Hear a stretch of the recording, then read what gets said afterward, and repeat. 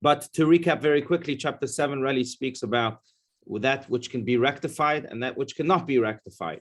So there are areas in our world which we must rectify, the permitted areas, whether it's sleep, eating, just banal things like that, or other simple things.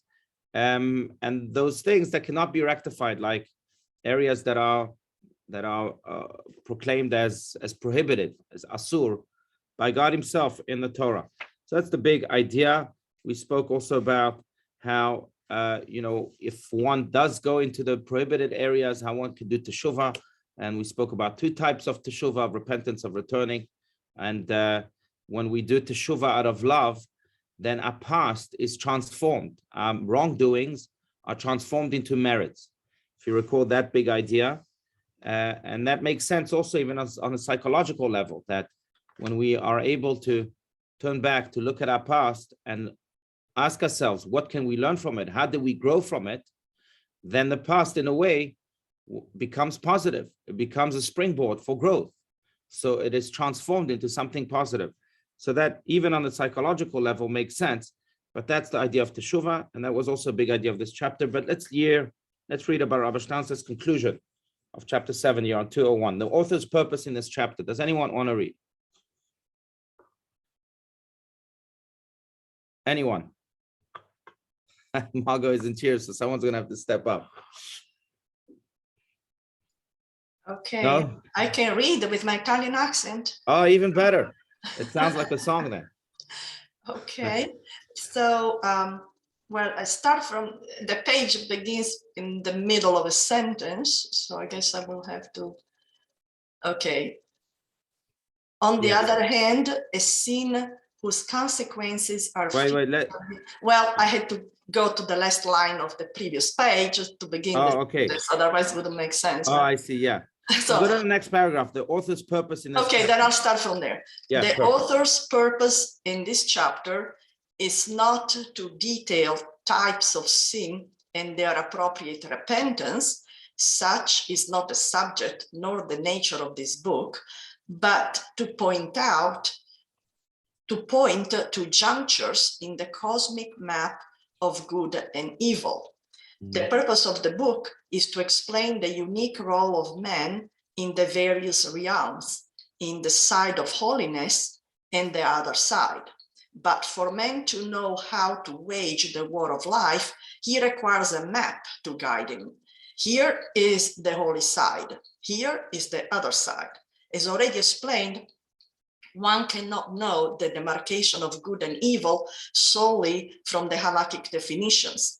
There are further definitions that are not derived from these, which need to be grasped and comprehended. Right. Very good. Continue. Maybe let's conclude here with the final small paragraph. At the heart of our chapter is the distinction between what is forbidden and bound, asur, and what is permitted and unbound, mutar, between kelipanoga and the 3 utterly profane kelipot. But the latter is for purposes of definition only. The Tanya does not deal with what is forbidden. These are alien demons, not Jewish temptations. The subject of the book is matters that are permitted. These are the problems that face our author's Jew, the hero of the book, the Benoni. Right. Okay, very good. So the conclusion is brilliant, but it really speaks about this big idea that maybe was best expressed by King David in his book of Psalms, in which he says, Ohavei Hashem sinu ra. Those who love God hate bad, hate evil. Now, it's a strong expression to hate evil, but in a way, those who love God have this perspective on life. They know what is good and they know what is evil. And the more they are entrenched in good and in doing good and in spreading goodness, the more allergic, so to speak, they become to evil, because evil at the end of the day is the enemy of good. Now, in order to know what is good and to immerse ourselves in good, we have to define what is good. And that was the purpose of chapter 7. And I think that the more we focus on good, the also more clear our mind will become on what is evil. In a way, I think I've used this example before, but I think it's like, like a food diet, that the more my body eats healthy, the more automatically it will reject that which is unhealthy for it, right? If I'm healthy for 30 days and then I eat a candy or I don't know, a pie of pizza or whatever it may be, my body will reject it automatically. That's because it was so healthy for 30 days. Same here, the more we focus on good, and this is the last paragraph that Rabbi Schnauz is speaking about here, the more we focus on good, and the more we're able first to know what is good, which was the purpose of chapter 7, and then to act upon it, not just to allow it to remain here in our mind, we also have to translate it into action. The more then we become allergic to bad. And therefore, Avei Hashem sinu ra, those who love God hate bad.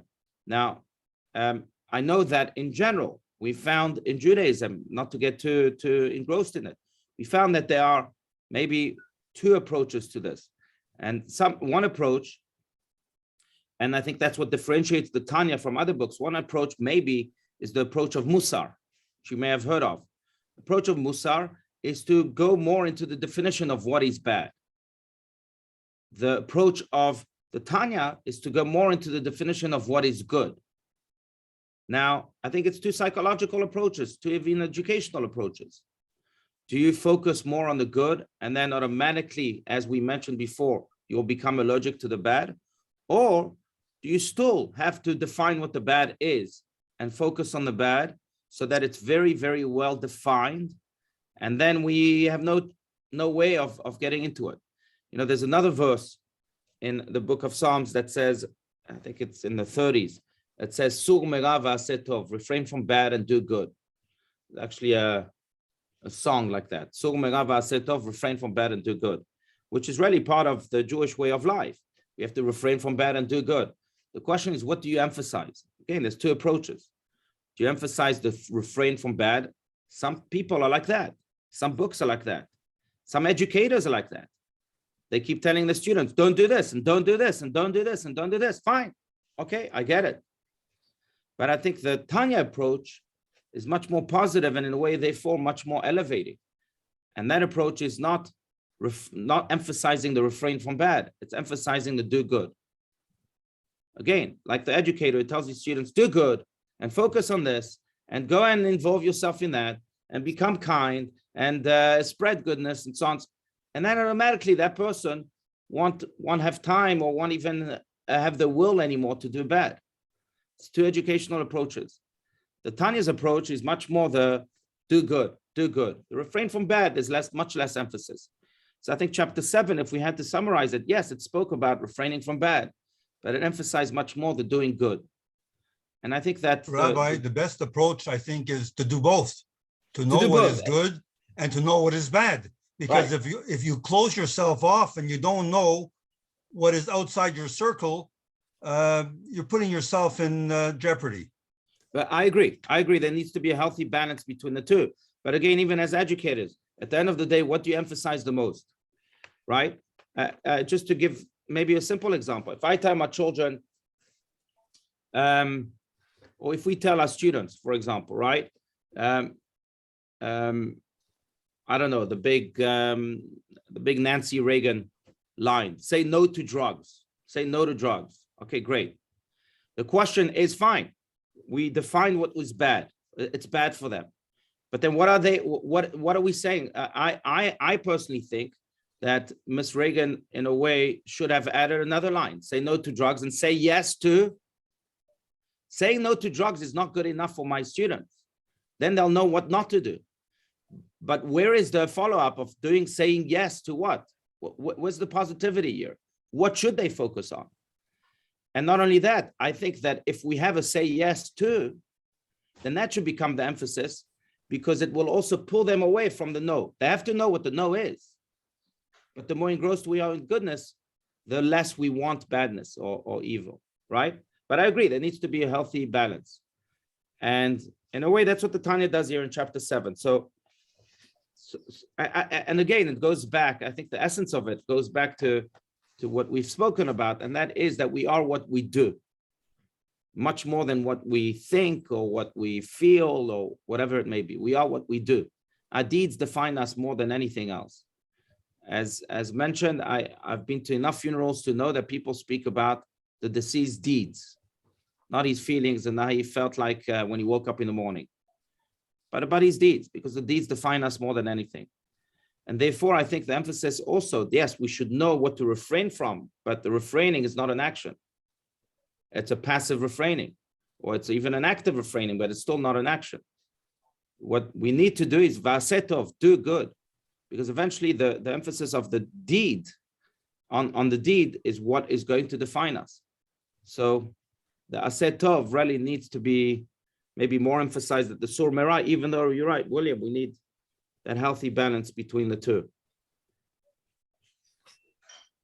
I'd love to hear your thoughts on this, and then we can jump to chapter 8.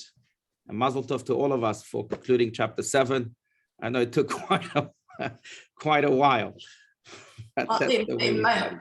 In my humble opinion, yes, there is a danger in focusing on the negatives, right? Because the person becomes sort of curious of what is not supposed to do, and then he's going to do it just to see what it is that he's not supposed to be doing. Right.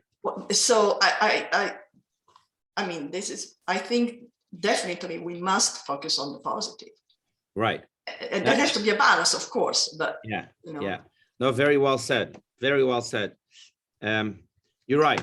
It arouses curiosity of what evil is. Right. And in a way, also, it if we think of the brain as a free space that we can decide what to fill it with. Almost like Nelson Mandela said that carrying resentment, I think it was Mandela, or maybe it was someone else, but carrying resentment is like allowing someone to live in your mind rent-free, right? Remember that line? Mm-hmm. He's living in your mind rent-free, but that's because you have the choice of what you want your mind to inhabit, who you want to inhabit in your mind, or what you want to inhabit in your mind. Now, if we focus on negativity, then we've given space in our mind for negativity, even though it's by saying no to negativity, but it's still negativity occupying our mind. If we focus on positivity, then we're welcoming positivity to fill our minds. So the question at the end of the day becomes, what do we want our minds to be filled with? Right. We say no to drugs, say no to drugs, say no to drugs, to use that example, say no to any other type of negativity. Fine, we said no, and that's maybe a good thing because we have to define what bad is. But we can't allow just that to occupy our mind. And not only that, if that's the only thing that occupies our mind, then our mind becomes negative. So we have to fill it with positivity in a way much more so that our mind becomes a place of positivity. It's almost like a home, right?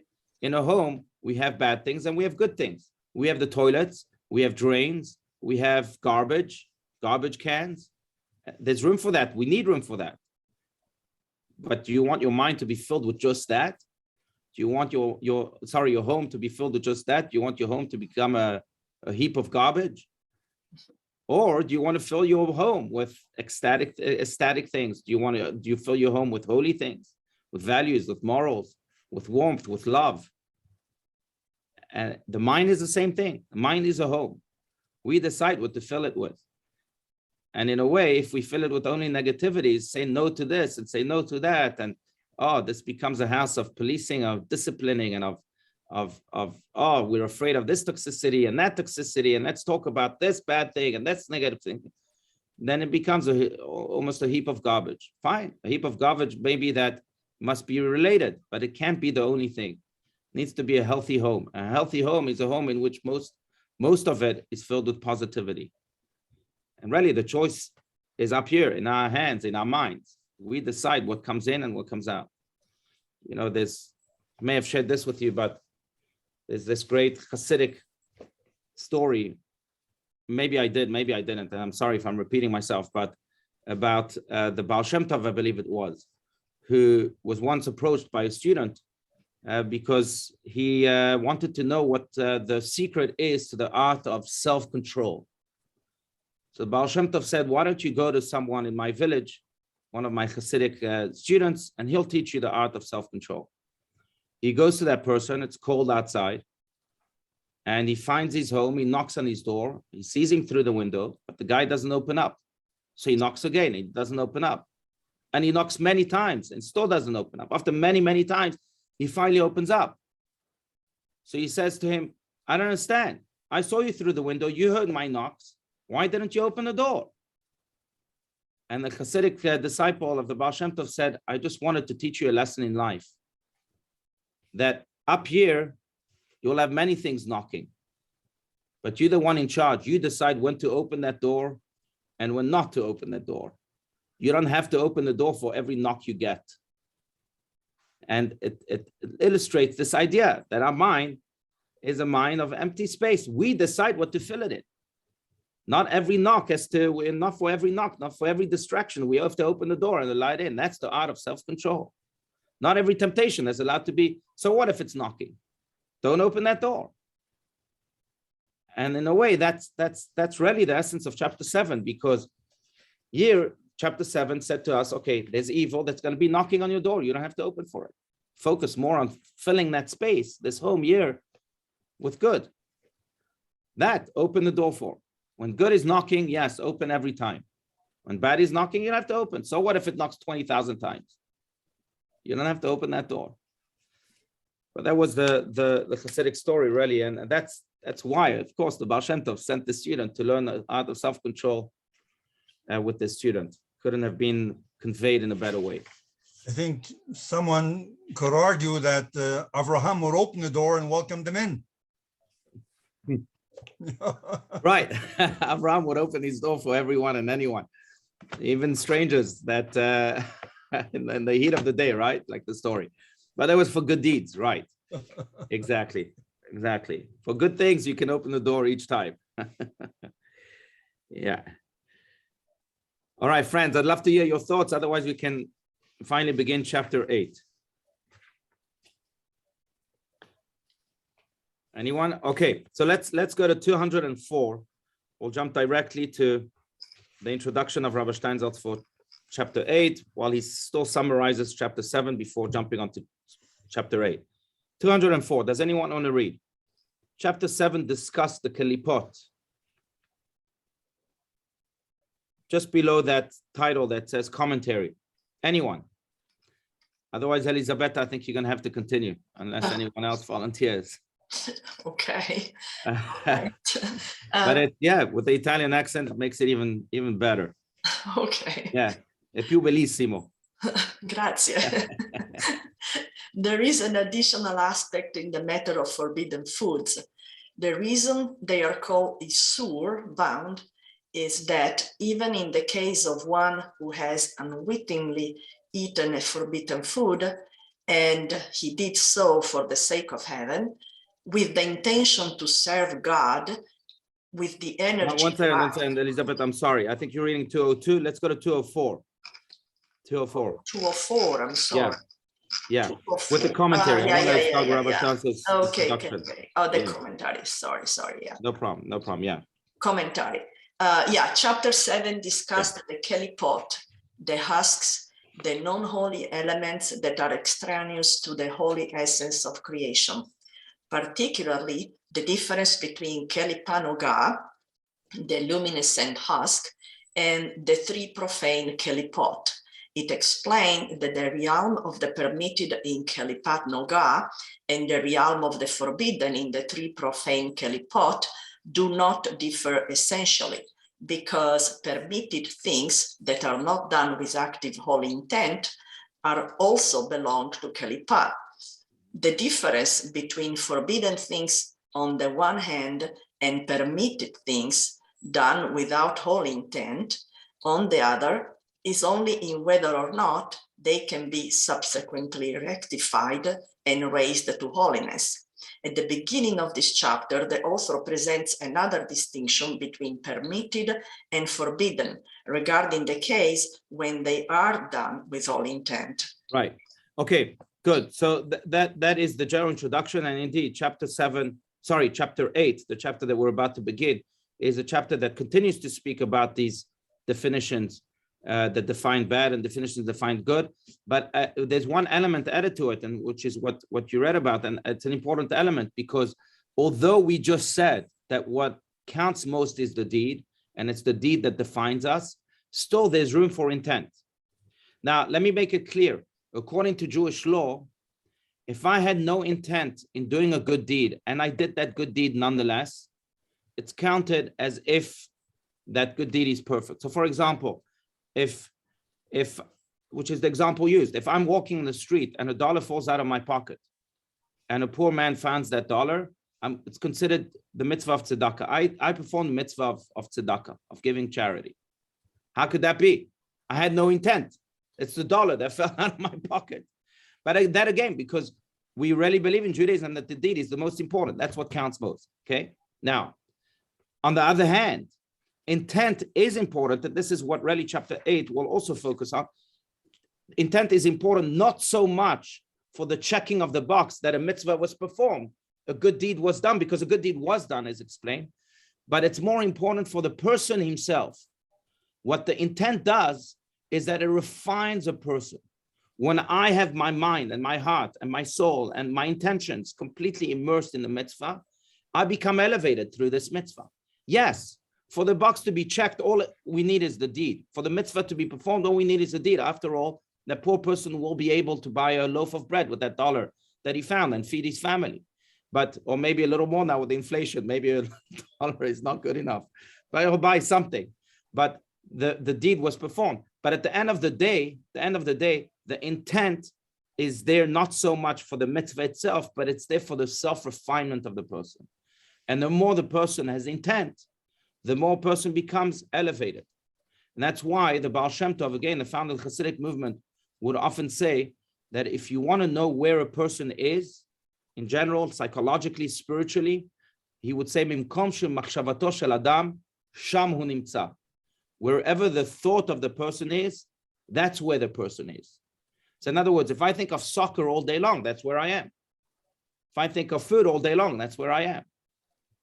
But if I've refined myself through intent, and that's how it happens, through intent, to the point that I keep thinking of, how can I do good? What types of tzedakah can I give, to use that example? Or learning Torah all day long, or not all day long, because I don't believe in learning Torah all day long, but learning Torah, ideas of Torah that are in my mind, or again, performing good for someone else. If that's where my thoughts are, then that's where I truly am. So the intents are there to elevate a person to the place that he or she should be. Without intent, we still remain, like Hasidic teachers would often say, animals on 2 feet. Animals on 2 feet.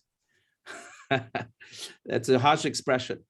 But at the end of the day, if all our mind thinks about what our mind thinks about is what animals' minds thinks about: to eat, to sleep, to attack, to play, then we're animals on 2 feet. Yes, we may be doing mitzvahs, but we're still animals on 2 feet. So the intent is there really to elevate us. That's the big idea of intent. And again, this chapter will go into this.